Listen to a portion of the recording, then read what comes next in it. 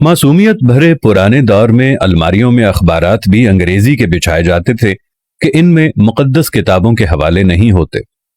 छोटी से छोटी कोताही पर भी कोई ना कोई सुना सुनाया खौफ आड़े आ जाता था।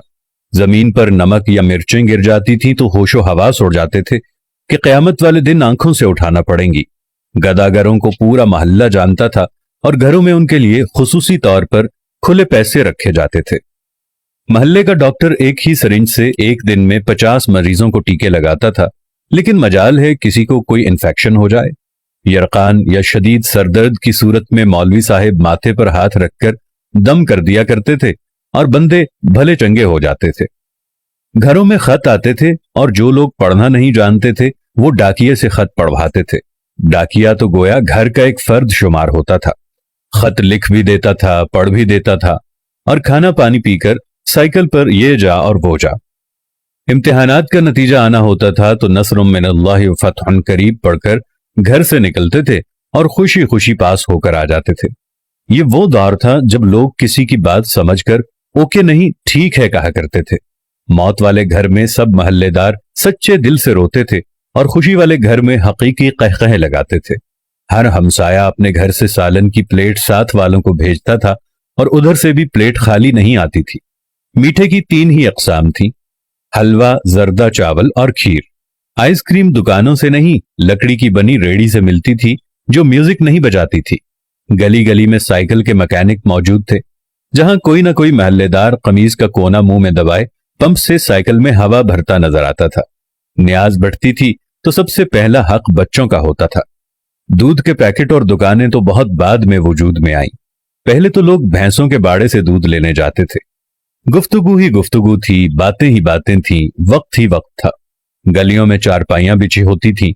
महल्ले के बाबे हुक्का पी रहे होते थे और पुराने बुजुर्गों के वाकयात बयान कर रहे होते थे। जिन घरों में टीवी आ चुका था उन्होंने अपने दरवाजे महल्ले के बच्चों के लिए हमेशा खुले रखे। मट्टी के लेप की हुई छत के नीचे चलता हुआ पंखा सख्त गर्मी में भी ठंडी हवा दिया करता और फ्रिज के बगैर भी मटके और सुराहियों का पानी ठंडा रहता था। फिर अचानक सब कुछ बदल गया। हम कदीम से जदीद हो गए। अब बावर्ची खाना सीढ़ियों के नीचे नहीं होता, खाना बैठकर नहीं पकाया जाता, दस्तरखान शायद ही कोई इस्तेमाल करता हो।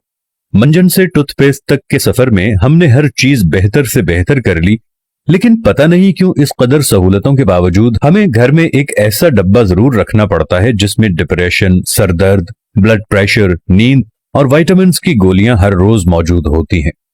जरा खुद के घर के बारे में ये सारी बातें सोचकर देखें तो आपको सब कुछ यकीनन नजर आएगा जैसा मैंने आपको बताया है। आखिर ऐसा क्यों है? क्यों हम अपने बेसिक किस्म की जिंदगी से हटते चले जा रहे हैं? मैं आज भी आप लोगों से कह रहा हूं, आप साथ वालों के दुख दर्द बांटना शुरू कर दो। आप गरीबों के दुख में दर्द बांटना शुरू कर दो। आप साथ वालों के साथ प्यार मोहब्बत रखना शुरू कर दो। थोड़ी सी माजी की जिंदगी को दोबारा अपनाना शुरू कर दो। मट्टी के बर्तन में खाना खाना शुरू कर दो। दुनिया जहां की नेमतों से दूर हट जाओ। ओवन और फ्रिज को इस्तेमाल करना छोड़ दो। प्रेशर कुकर को इस्तेमाल करना छोड़ दो। अपनी जिंदगी को सादगी की तरफ ले जाओ तो आपके घरों में रखा हुआ ये दवाइयों का डब्बा भी पहले की तरह यहां से गायब हो जाएगा। खुदावंद से दुआ है कि देखने वालों को सेहत कामिला और आजिला अता फरमाए। आमीन सुम्मा आमीन या रब्बल आलमीन।